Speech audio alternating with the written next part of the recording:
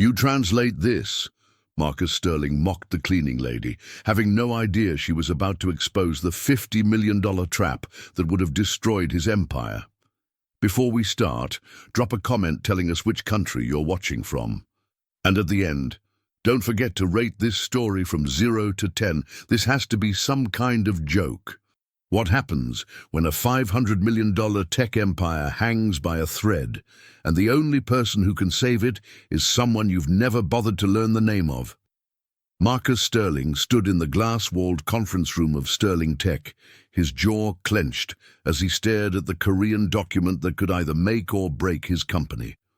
The 47-year-old CEO had built his empire from nothing, transforming a garage startup into one of Silicon Valley's most feared tech giants. But right now, with bankruptcy lawyers circling like vultures and his board members sweating through their $1,000 suits, all his billions couldn't solve one simple problem. He needed someone who could read ancient Korean dialect, and he needed them in the next 6 hours.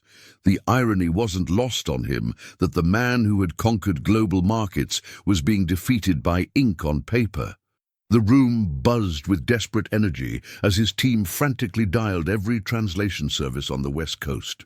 "Sir, Harvard's Korean Studies Department is closed for the semester," his assistant Michelle reported, her voice cracking under pressure. "Stanford says their expert is in Seoul until next month." Marcus slammed his fist on the mahogany table, sending coffee cups rattling. This wasn't just any contract. This was the deal that would secure Sterling Tech's expansion into the Korean market, worth $50 million in the first year alone. Without it, 3 major investors would pull out by midnight, triggering a cascade of withdrawals that would leave his company gasping for air. The document had arrived that morning with a note in English. "Final terms require immediate acceptance. No modifications permitted." That's when Elena Vasquez quietly entered the room to empty the trash bins, her gray uniform barely registering in the peripheral vision of the panicked executives. She moved with practiced invisibility, the kind perfected by people who clean up after others for a living. But as she reached for the wastebasket near the conference table, her eyes caught the Korean characters spread across the papers. Marcus noticed her pause and felt his frustration boil over. "What are you looking at?" he snapped, his voice dripping with contempt.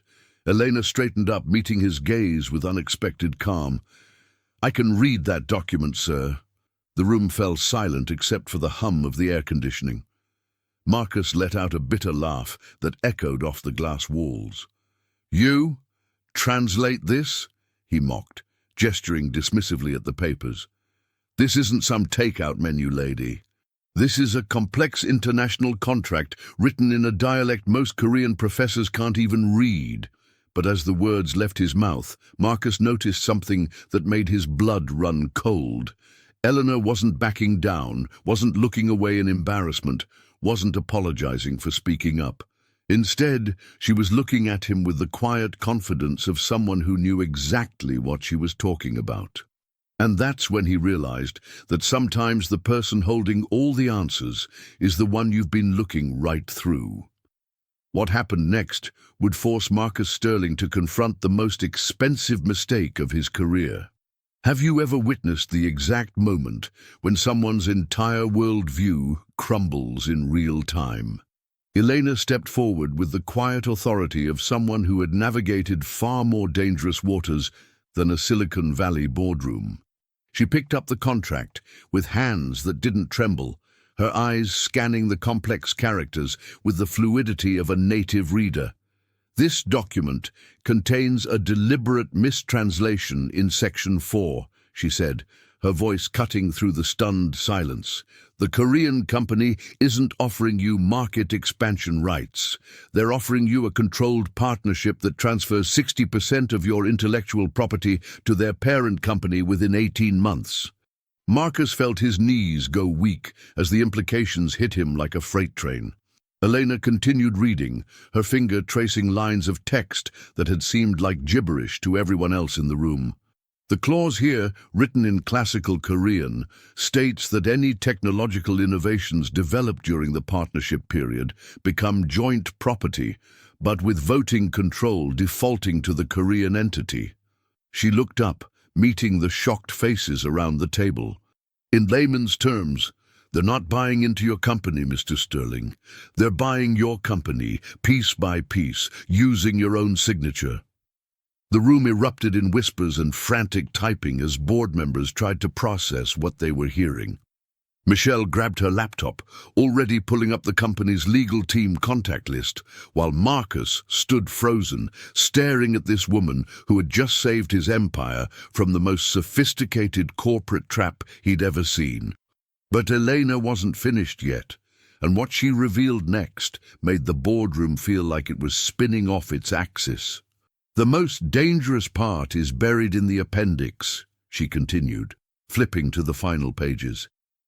"There's a non-compete clause that activates if you try to terminate the partnership early. It would prevent Sterling Tech from operating in any Asian market for 15 years. She set the papers down gently, as if they were made of dynamite. "Essentially, they've designed a legal maze where every door leads to them owning your life's work."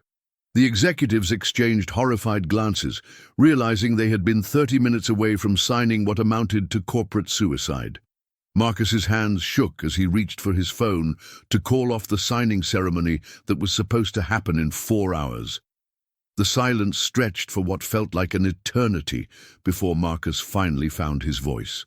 How do you know all this?" he whispered, his arrogance replaced by genuine bewilderment. Elena straightened her uniform and picked up her cleaning supplies, her expression unreadable. "Let's just say I've seen these tactics before," she replied, heading toward the door. But as she reached the threshold, she paused and turned back. "Oh, and Mr. Sterling, the company that sent you this contract?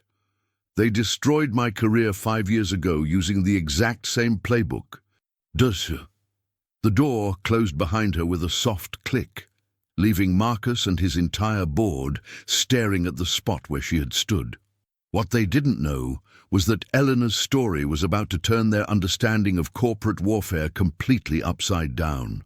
What transforms a brilliant mind from commanding international respect to scrubbing toilet bowls in corporate America? The answer lay buried in Elena's past, a past that began in the marble halls of Seoul National University, where she had once been hailed as a linguistic prodigy. Dr. Elena Vasquez hadn't always worn a grey cleaning uniform and carried a mop bucket through Silicon Valley's gleaming towers. Just 7 years earlier, she had been the youngest person ever appointed as chief interpreter for South Korea's Ministry of Foreign Affairs, fluent in 12 languages and specializing in the most complex diplomatic negotiations. Her PhD dissertation on ancient Korean dialects had been published in 3 countries, and her expertise was so renowned that Fortune 500 companies paid her $10,000 a day for her translation services. Back then, world leaders waited for her schedule to clear, not the other way around. Elena's reputation had been built on her uncanny ability to detect deception hidden within language, a skill that made her invaluable during international trade negotiations. She could spot a misleading clause buried in hundreds of pages of legal jargon, identify when translators were deliberately mistranslating to favor one party, and uncover cultural nuances that others missed completely. Her most famous case involved exposing a $2 billion arms deal, where the weapons specifications had been deliberately mistranslated to hide defective components. The scandal made international headlines, and Elena's name became synonymous with integrity in the translation world. Companies began hiring her specifically to audit contracts they suspected contained hidden traps. She was the guardian angel of international business, the one person who could read between the lines when billions were at stake. But Elena's gift for uncovering deception would ultimately become her greatest curse, leading to a betrayal so complete it would destroy everything she had built. Her mentor, Professor Kim Dae-jung, had been like a father to her since her graduate school days at Seoul National University. He was the one who had discovered her talent for ancient dialects, nurtured her career, and opened the doors that led to her prestigious position. Elena trusted him completely, sharing her techniques, her sources, and most dangerously, her access to classified documents that crossed her desk at the Ministry of Foreign Affairs. She never questioned why he asked to see certain contracts before she translated them, never wondered why he was so interested in specific companies' negotiation strategies. After all, he was her mentor, her teacher, the man who had shaped her into the translator she had become. The fall came swiftly and brutally, like a perfectly executed corporate execution designed to leave no traces or survivors. In the spring of 2018, Elena discovered that 3 major contracts she had translated contained suspicious clauses that would have bankrupted the Korean companies involved. When she began investigating, she found a pattern. Someone with access to her preliminary translations was selling the information to competitors before the deals were finalized. The trail led directly to Professor Kim, who had been using Elena's trusted position to feed insider information to a shadow network of corporate spies. But when Elena confronted him with the evidence, she discovered that the betrayal ran deeper than she could have imagined. Kim had been documenting every classified document Elena had ever shown him, building a case that would frame her as the mastermind behind the entire espionage operation. Within 72 hours, Elena went from respected diplomat to international fugitive, and the woman who had once protected others from deception found herself trapped in the most sophisticated lie ever told. Tentar Novomensch EP Next Editar here are 4 paragraphs of 6 lines each for topic 4. Can you imagine waking up one morning as a respected professional and going to bed that same night as an international criminal? The frame job against Elena was so methodical, so perfectly orchestrated, that it could have been taught as a masterclass in character assassination. Professor Kim had spent 3 years collecting evidence against his protégé, documenting every classified document she had accessed, every meeting she had attended, every contact she had made in the diplomatic world. When the authorities raided Elena's apartment at dawn, they found USB drives she had never seen before, hidden in places she never used, containing copies of state secrets she had legitimately translated in her official capacity. The planted evidence painted a picture of a woman who had systematically betrayed her country for money, selling diplomatic intelligence to the highest bidder. Within hours, news outlets across Asia were running her photo with headlines like "The Translator Who Sold Korea's Secrets."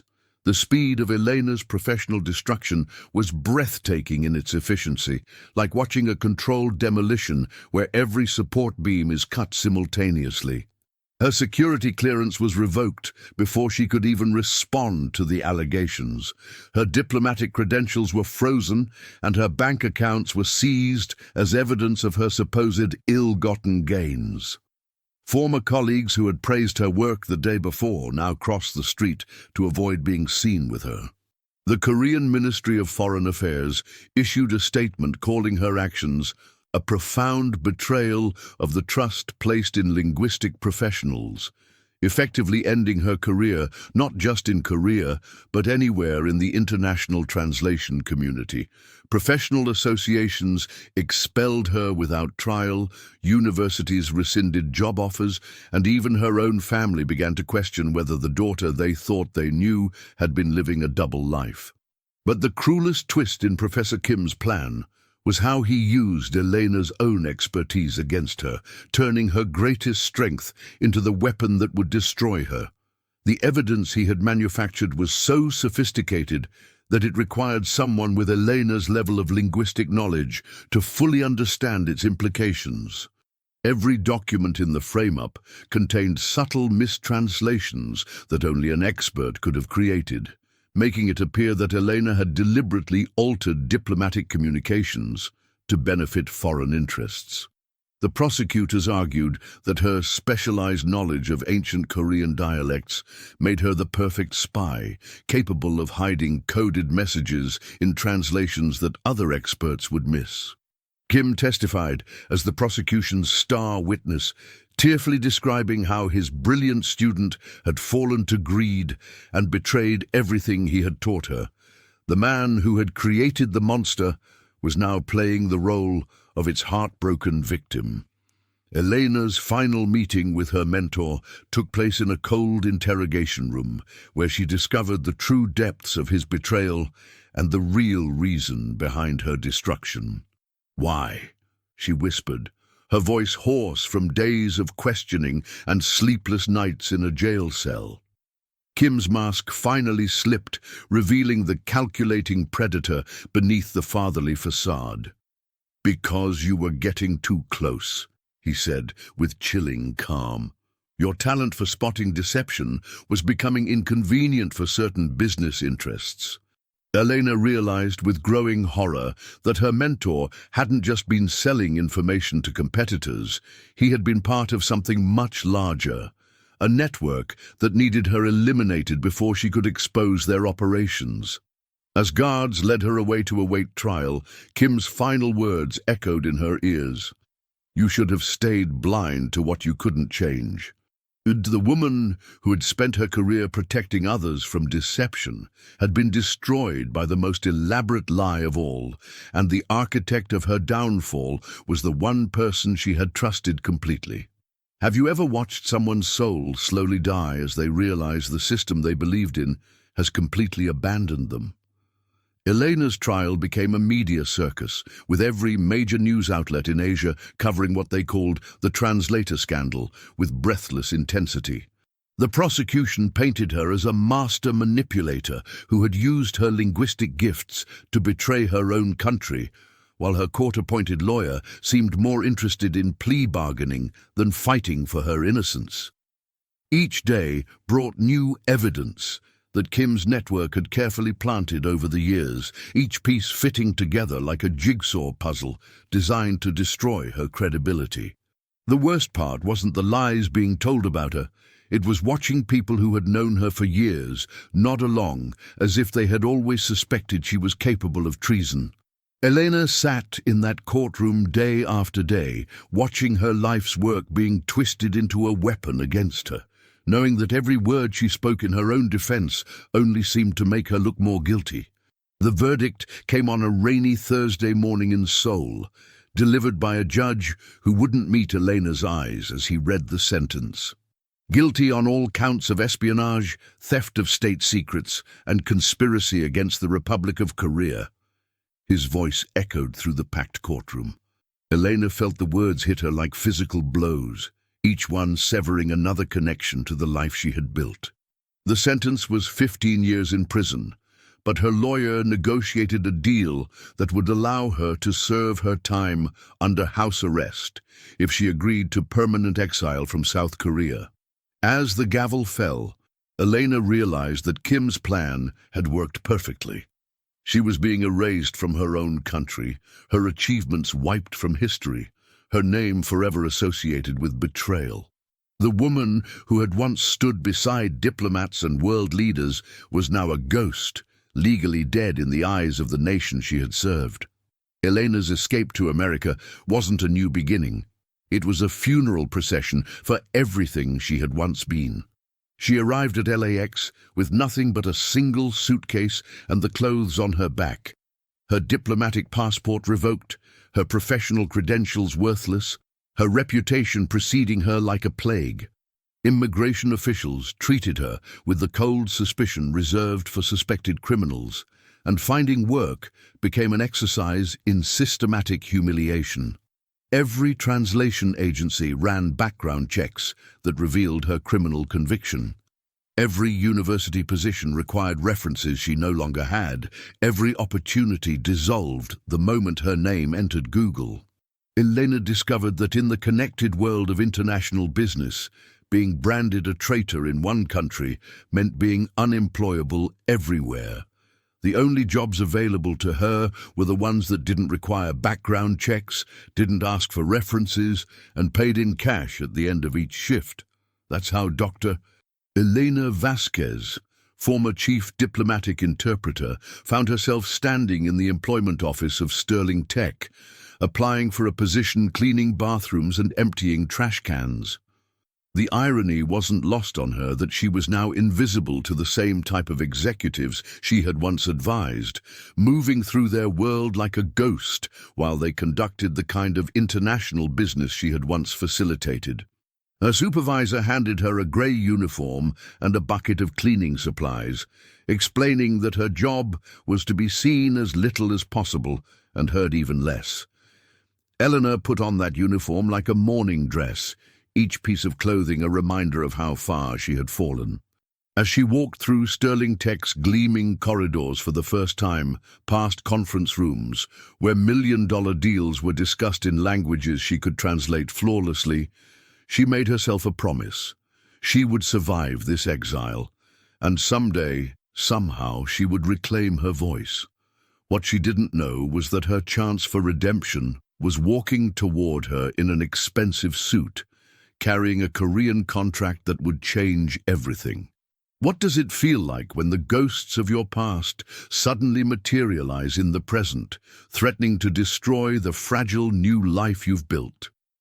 3 weeks after Elena saved Sterling Tech from the Korean contract trap, Marcus noticed something that made his blood run cold. The same black sedan had been parked across from his building for 5 consecutive days. The car's occupants changed, but their behavior remained consistent. They watched, they photographed, and they made calls whenever Eleanor entered or left the building. Marcus had built his empire by trusting his instincts, and every instinct he had was screaming that Elena was in danger. When he discreetly approached the vehicle one evening, the driver simply smiled and drove away, but not before Marcus caught a glimpse of Korean diplomatic plates. The message was clear. Someone very powerful was keeping tabs on his cleaning lady, and they weren't trying to hide it anymore. Elena had been living with the constant fear of discovery for so long that she recognized the signs immediately: the feeling of being watched, the sudden silence when she entered rooms, the way conversations stopped mid-sentence when she appeared. But this time was different. This time, the hunters weren't bothering with subtlety. Anonymous text messages began arriving on her phone, written in Korean. Running away only delays the inevitable. You cannot hide from what you are. Some secrets refuse to stay buried. Each message was sent from a different number, making them impossible to trace, but Elena knew exactly who was behind them. Professor Kim's network had found her, and they were making it clear that her quiet life in Silicon Valley was about to come to an explosive end. The psychological warfare escalated when Elena returned home one evening to find her apartment had been visited by professionals who left no fingerprints but plenty of messages. Her computer had been accessed, with files opened and closed in a pattern that spelled out "We know" when viewed chronologically. Family photos had been rearranged subtly, just enough to let her know someone had been there, touching her most precious memories. Most chilling of all, a single Korean newspaper had been left on her kitchen table, open to an article about traitors who thought they could escape justice. Elena realized with growing horror that her past hadn't just caught up with her.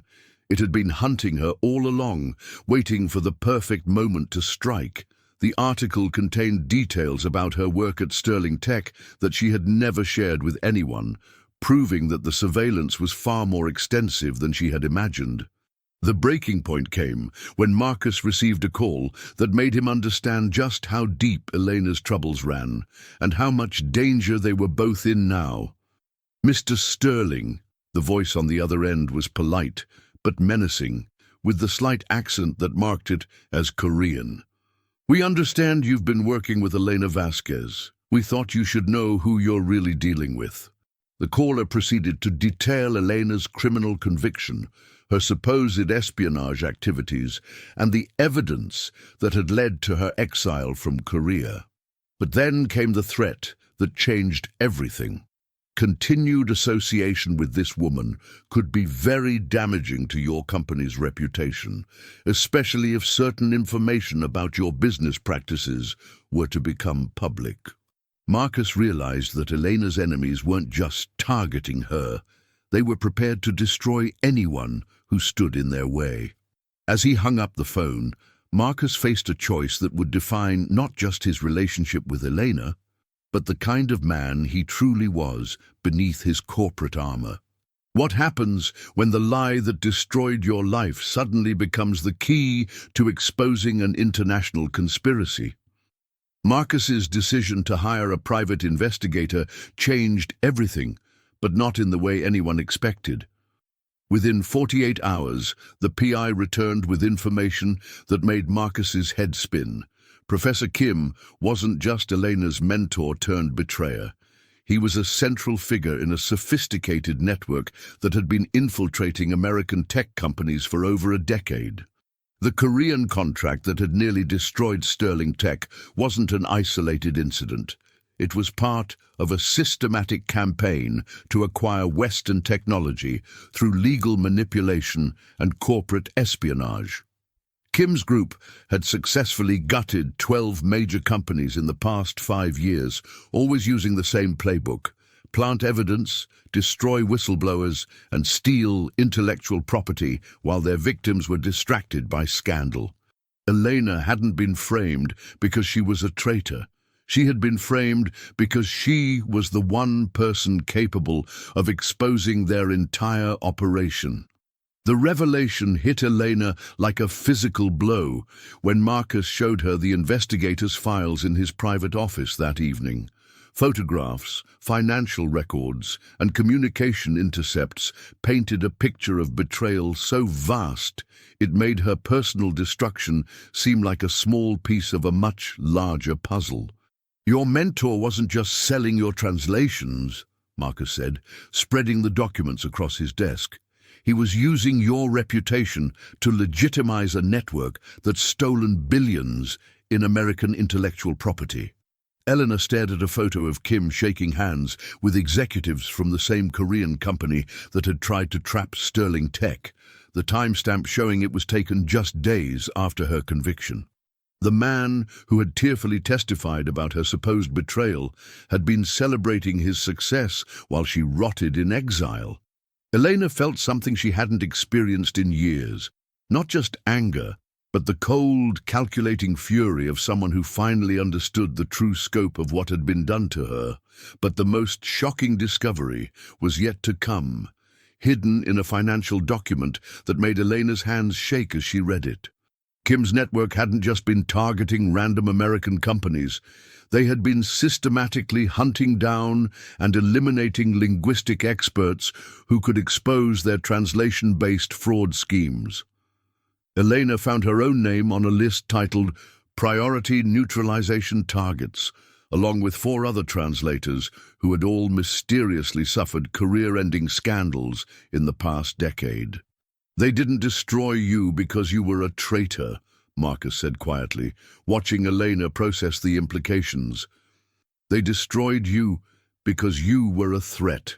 2 of the other names on the list had died in apparent accidents within months of their professional destruction, and Elena realized with growing horror that her exile to America might have been the only thing that saved her life. The network had been patient, methodical, and utterly ruthless in eliminating anyone who could threaten their operations. Elena looked up from the documents with the expression that made Marcus take a step back. It was the look of someone who had just discovered they had been fighting the wrong war. "They used my love of truth against me," she said, her voice barely above a whisper. "They turned my integrity into a weapon and used it to destroy everything I cared about." But as the full picture became clear, Eleanor felt something shifting inside her, a transformation from victim to hunter. "Marcus," she said, her voice gaining strength with each word, "they made one critical mistake." She stood up, gathering the documents with steady hands. "They kept me alive, and they taught me exactly how their system works." The woman who had spent 5 years hiding in plain sight was done running. done cleaning up after others, done being invisible. What Kim's network didn't realize was that they had just awakened the one person on Earth who had both the motivation and the expertise to bring their entire empire crashing down. Have you ever seen someone transform from prey to predator in real time, watching years of suppressed rage crystallize into calculated vengeance? Elena's plan was as elegant as it was ruthless. She would use Kim's own methods against him, but with one crucial difference: everything she did would be completely legal. She spent 3 sleepless nights analyzing every document Marcus's investigator had provided, mapping out the network structure, identifying their financial flows, and pinpointing their vulnerabilities. The beauty of her strategy lay in its simplicity. Kim's operation depended entirely on maintaining legitimacy through fraudulent translations and forged credentials. Elena would expose their lies using the one weapon they couldn't defend against: the truth. Her years of cleaning Sterling Tech's offices had taught her patience, attention to detail, and most importantly, how to work invisibly until the perfect moment to strike. Marcus watched in fascination as Elena orchestrated what could only be described as corporate warfare at its most sophisticated level.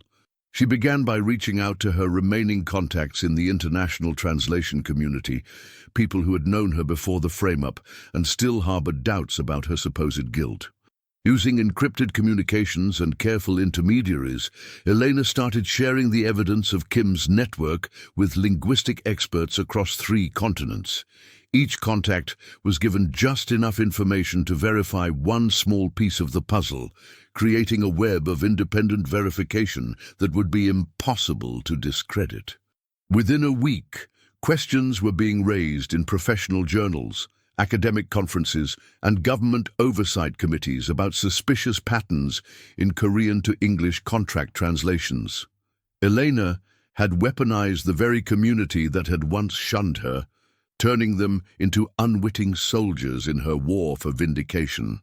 But Elena's masterstroke came when she discovered that Kim's network was planning to target Sterling Tech again, this time with an even more sophisticated trap designed to steal Marcus's artificial intelligence algorithms. The Korean company that had sent the original contract was preparing a second offer, one that appeared to fix all the problems Elena had identified while secretly introducing new vulnerabilities that would be invisible to conventional legal review. Elena realized this was her chance to catch them in the act, but it would require her to step out of the shadows and confront her past directly. She presented Marcus with a proposal that made his blood run cold. They would pretend to accept the Korean offer, document every step of the attempted theft, and expose the entire network in real time. The plan was incredibly dangerous, but it was also their only chance to destroy Kim's operation permanently. The trap was set for a high-stakes meeting at Sterling Tech, where Korean executives would arrive, expecting to finalize their acquisition of Marcus's company. But instead of finding easy prey, they would walk into a carefully orchestrated sting operation designed by the one person who understood their methods better than anyone else. Elena spent the final hours before the meeting transforming herself back into the woman she had once been, trading her cleaning uniform for a tailored business suit and her mop bucket for a briefcase full of evidence. As she looked at herself in the mirror, she barely recognized the confident professional staring back. It had been so long since she had allowed herself to be seen. The woman who had spent 5 years invisible was about to become the most visible person in the room, and Kim's network was about to discover that some ghosts refused to stay buried. Can you imagine the moment when 5 years of careful planning collides with raw, uncontrolled panic in a corporate boardroom? The Korean delegation arrived at Sterling Tech at exactly 2 p.m., led by Professor Kim himself, now graying at the temples but still carrying the same arrogant confidence that had destroyed Elena's life. Marcus greeted them in the main conference room, playing his role as the eager American CEO perfectly, while hidden cameras recorded every word and gesture. Elena waited in the adjacent room, watching the proceedings through a one-way mirror, her heart pounding as she saw her mentor for the first time in 5 years. Kim looked older, more distinguished, but his eyes held the same cold calculation she remembered from that final interrogation room in Seoul. As the Korean team spread their improved contract across the table, Elena recognized the same sophisticated trap-building techniques, the same deliberate mistranslations, the same arrogant assumption that no one would be smart enough to catch them. The meeting proceeded exactly as Elena had predicted, with Kim's team presenting their offer as a generous partnership while subtly maneuvering Marcus towards signing documents that would transfer his AI technology to Korean control. "This revised agreement addresses all your previous concerns," Kim said smoothly, his English Tentar Novamente EP next editor. "Here are 4 paragraphs of 6 lines each for topic 9. Can you imagine the moment when 5 years of careful planning collides with raw, uncontrolled panic in a corporate boardroom? The Korean delegation arrived at Sterling Tech at exactly 2 p.m., led by Professor Kim himself, now graying at the temples, but still carrying the same arrogant confidence that had destroyed Elena's life. Marcus greeted them in the main conference room, playing his role as the eager American CEO perfectly, while hidden cameras recorded every word and gesture. Elena waited in the adjacent room, watching the proceedings through a one-way mirror, her heart pounding as she saw her mentor for the first time in 5 years. Kim looked older, more distinguished, but his eyes held the same cold calculation she remembered from that final interrogation room in Seoul. As the Korean team spread their improved contract across the table, Elena recognized the same sophisticated trap-building techniques, the same deliberate mistranslations, the same arrogant assumption that no one would be smart enough to catch them.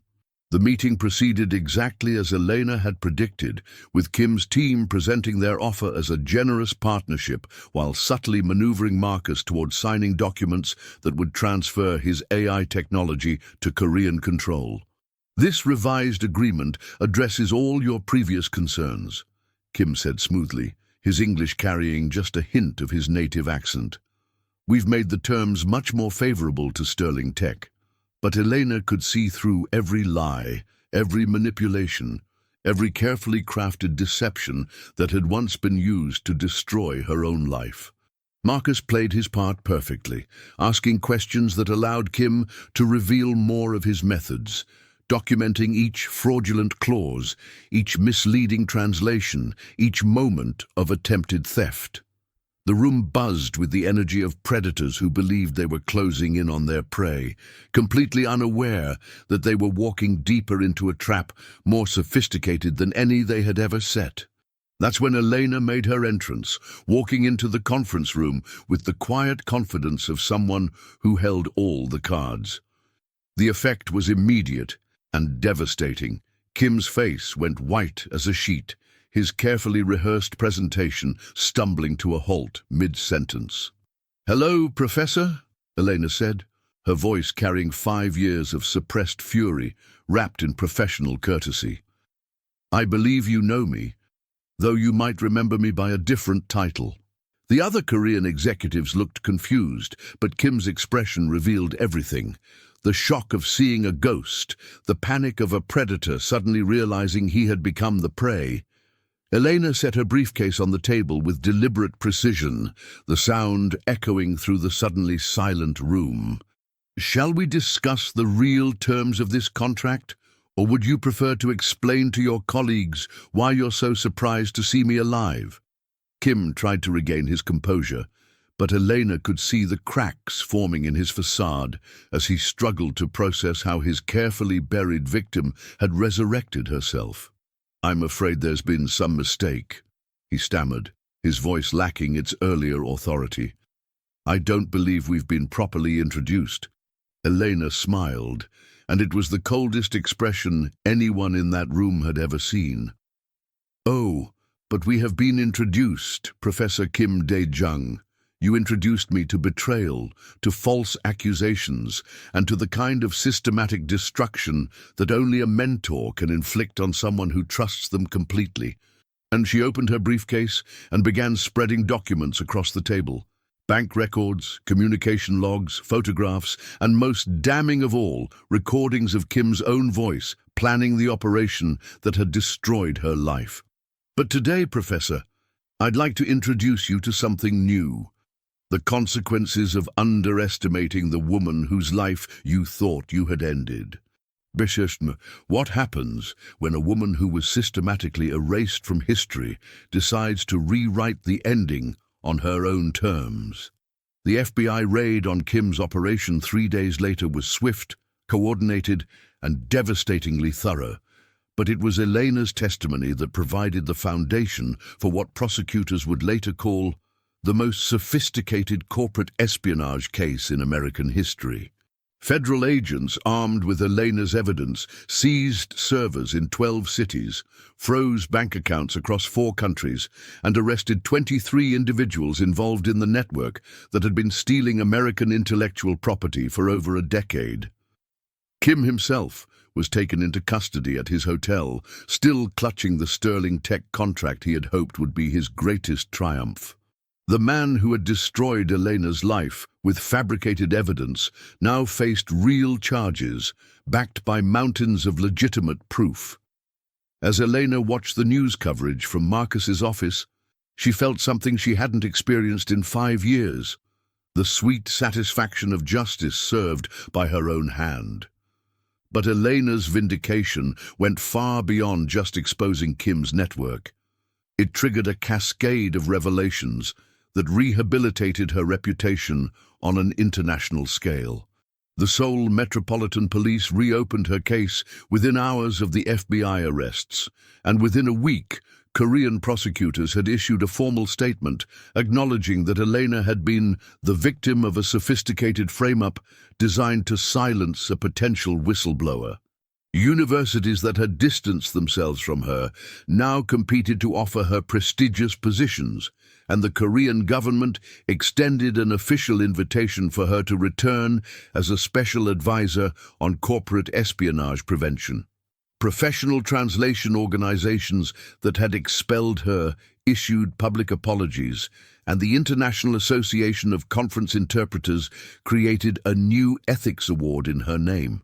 Elena received over 300 job offers in the first month after the story broke, ranging from Fortune 500 companies to government agencies to international courts.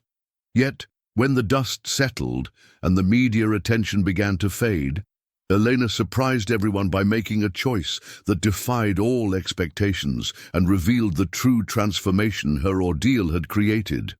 Rather than accepting any of the prestigious positions offered to her, rather than returning to Korea as a vindicated hero, rather than resuming the high-powered career that had once defined her identity, Elena chose to stay exactly where she was.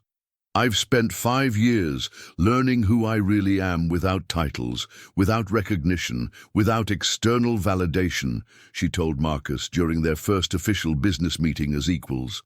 I discovered that my worth isn't determined by other people's opinions or society's definitions of success. She had found something more valuable than professional rehabilitation. She had found herself stripped of pretense and stronger than she had ever imagined possible. Elena's final decision created a new chapter that neither she nor Marcus could have predicted when she first walked into that conference room with a mop and bucket. Together, they transformed Sterling Tech's international division into something unprecedented, a consulting firm that specialized in protecting companies from the exact type of sophisticated fraud that had nearly destroyed them both. Elena became Marcus's equal partner, not his employee, bringing her expertise in detecting deception, while Marcus provided the business acumen and resources. Their first year generated over $200 million in revenue as companies worldwide sought their unique combination of technical expertise and hard-won wisdom about corporate espionage. But more importantly, Eleanor had found her true calling, not just translating languages, but translating the hard-learned lessons of betrayal and survival into protection for others who might face similar threats. The cleaning lady, who had once been invisible, had become the most visible defender of corporate integrity in America, and she had done it entirely on her own terms.